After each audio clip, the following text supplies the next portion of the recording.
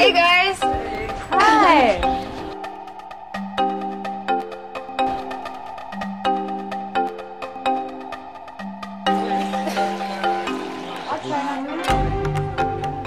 So no, we see her. Don't leave this So what's the count today, Stephanie? My daughters are all going to Reno to get married. Yeah, you think. Lord, thank you for this special barbecue that we can have with the Bracewells and the Newtons, and so we'd ask blessing upon them. And thank you for everything you've done. For we ask this in your name. Amen. Amen.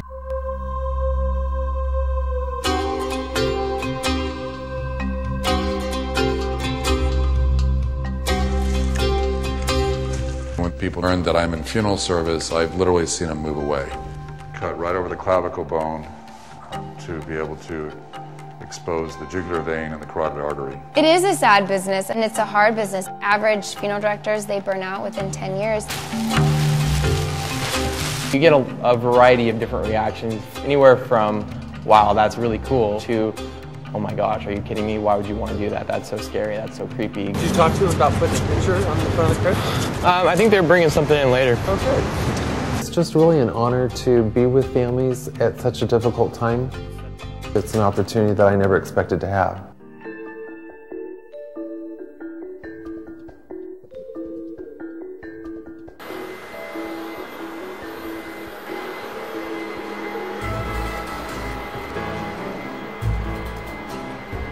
I didn't think that I wanted to be a funeral director. I started working here because I kind of tired of working for retail and stuff. And then I decided to just meet with families and see how it is. And it just came natural. She kind of liked the idea of meeting bereaved people and wanting to console them. It's amazing how the short period of time she started meeting with families, how families would give feedback that she was one of the most caring people that they had ever met. I'm a lot like my dad, and he's so good at what he does, and I'm now seeing myself being a lot like my dad. I don't know if I want to be in the mausoleum. You don't? I don't know. I think I do. I think if I do, I want a niche. Really? You want me to cremate? I believe Dane had a different story. I think he always wanted to do what his daddy did.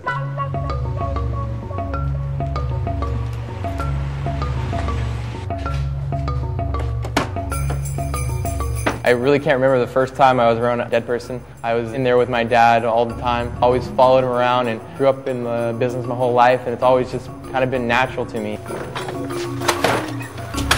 It's so enjoyable working with him. He already knows the rewards of serving a family and helping them through one of the most difficult times in their life.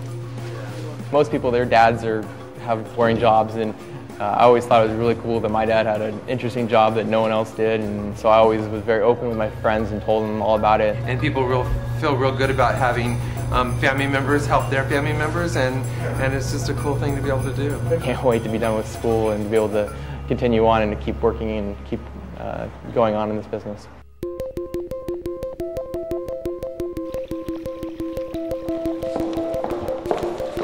My dad is ready to hand it over to me. I'm not ready yet. I'm still kind of like, Dad, you gotta hold on a second. So how's school going? It's hard. The whole time he said he never thought that his side of the business would go on because there was no sons. So you're letting me keep up with the current embalming procedures and techniques and dress.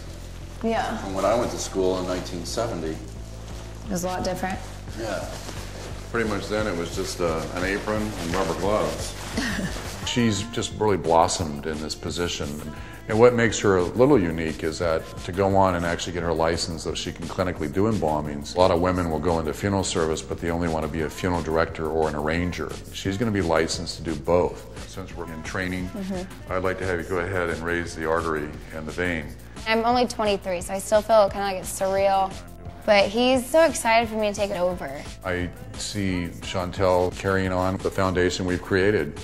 And for me, it's been my life's work for almost 40 years, at age 58 now, ready for me to hand the torch over to my daughter and to Bob's son, Dane. I'm too young to be doing something like this, but I'm really excited.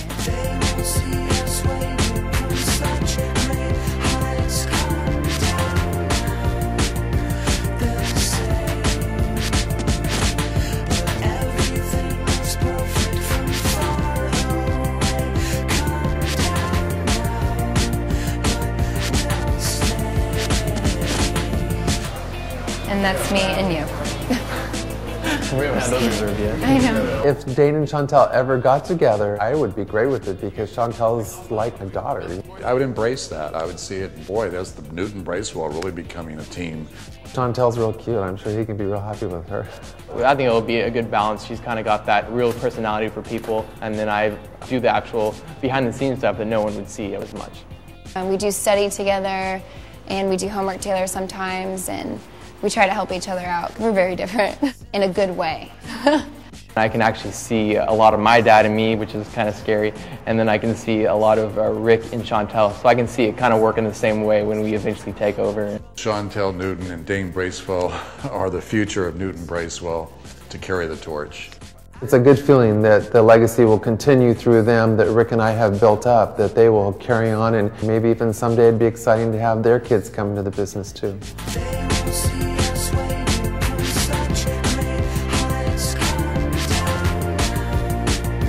I never would have thought I would be here today, ever.